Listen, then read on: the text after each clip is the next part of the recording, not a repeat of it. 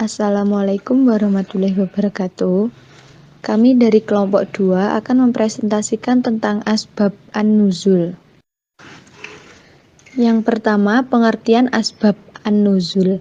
Kata asbabun nuzul terdiri dari kata asbab dan an-nuzul.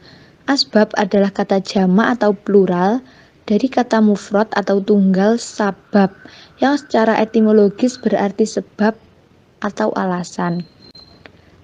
Nuzul di sini ialah penurunan Al-Qur'an dari Allah Subhanahu wa taala kepada Nabi Muhammad Shallallahu alaihi wasallam melalui perantara malaikat Jibril. Karena itu istilah lengkap asalnya ialah asbab an-nuzul Quran yang berarti sebab-sebab turunnya Al-Qur'an. Berdasarkan beberapa pendapat tersebut, dapat disimpulkan asbab an-nuzul adalah kejadian atau peristiwa yang melatar belakangi turunnya ayat Al-Quran dalam rangka menjawab, menjelaskan, dan menyelesaikan masalah-masalah yang timbul dari kejadian tersebut. Yang kedua, ada macam-macam asbab an-nuzul. Yang pertama, adud al-asbab wa al-nazil wahid. Asbab an-nuzul dengan beberapa sebab yang hanya melatar belakangi turunnya satu ayat atau wahyu. Terkadang wahyu turun untuk menanggapi beberapa peristiwa atau sebab. Misalnya turunnya surat Al-Ikhlas yang berisi sebagai tanggapan terhadap orang-orang musyrik Mekah sebelum Nabi hijrah dan terhadap kaum ahli kitab yang ditemui di Madinah setelah hijrah. Yang kedua, ta'adud an-nazil wa al-asbab wahid. Asbab an-nuzul dengan salah satu sebab yang melatar belakangi turunnya beberapa ayat. Contohnya surat Ad-Dukhan ayat 40, 15, dan 16 yang menjelaskan kezaliman kepada Rasul beserta akibat yang diderita oleh kaum Quraisy. Cara mengetahui asbab an-nuzul. Untuk mengetahui turunnya ayat-ayat Al-Quran adalah dengan mencari informasi yang diriwayatkan oleh para sahabat yang hidup sezaman dengan Rasulullah SAW.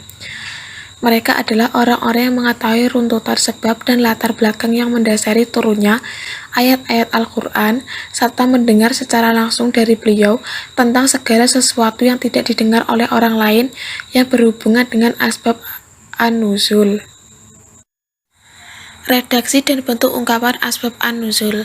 Bentuk ungkapan asbabun nuzul secara umum diungkapkan secara tegas di kalimatnya, dan ada pula yang hanya menunjukkan kemungkinan adanya hal yang dimaksud atau tidak secara tegas menyatakan adanya sebab turunnya ayat. Ungkapan-ungkapan itu secara garis besar dikelompokkan dalam dua kategori, yaitu 1. Sarih atau jelas. Ungkapan riwayat sarih yang memang jelas menunjukkan asbab an-nuzul dengan indikasi menggunakan lafaz atau pendahuluan. Yang kedua, muhtamilah, masih kemungkinan atau belum pasti. Ungkapan muhtamimah adalah ungkapan dalam riwayat yang belum dipastikan asbab an-nuzul karena masih terdapat keraguan. Selanjutnya adalah mengenai manfaat mengetahui asbab an-nuzul. Pengetahuan tentang ilmu asbab an-nuzul sangat penting dalam membantu memahami ayat Al-Quran. Karena dengan mengetahui sebab turunnya Al-Quran dapat mempermudah seseorang dalam menggali makna Al-Quran. Nah, manfaatnya mempelajari ilmu asbab an-nuzul adalah 1. Mengetahui hikmah diberlakukannya suatu hukum. 2. Mengetahui substansi ayat Al-Quran. 3. Mempermudah dalam mempelajari Al-Quran. 4. Mengetahui peristiwa yang menyebabkan disyariatkannya suatu hukum.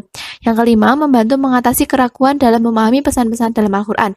Yang keenam, mengetahui hukum-hukum mana yang mengandung pengertian unsur khas walaupun lafalnya umum. Selanjutnya terkait dengan urgensi mempelajari asbab an-nuzul. Mengetahui asbab nuzul merupakan hal yang penting seperti halnya musabah, ijaz, dan lain sebagainya.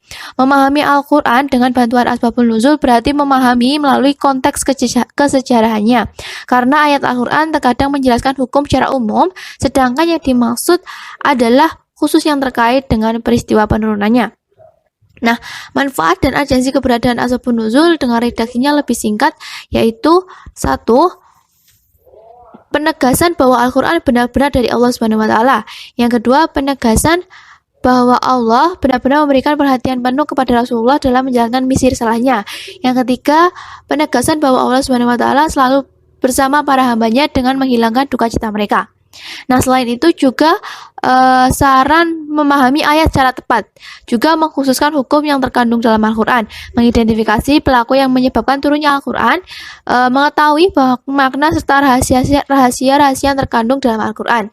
Seseorang dapat menentukan apakah ayat yang mengandung pesan khusus atau umum, dan dalam keadaan bagaimana ayat itu mestinya diterapkan, itu melalui asbabun an-nuzul.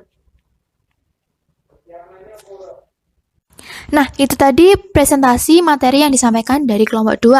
Apabila dalam menyampaikan materi kami ada kekurangan, kami mohon maaf yang sebesar-besarnya. Dan bila ada pertanyaan, silakan untuk menyampaikannya kepada kami. Sekian dari kami. Wabillahi taufiq wal hidayah. Wassalamualaikum warahmatullahi wabarakatuh.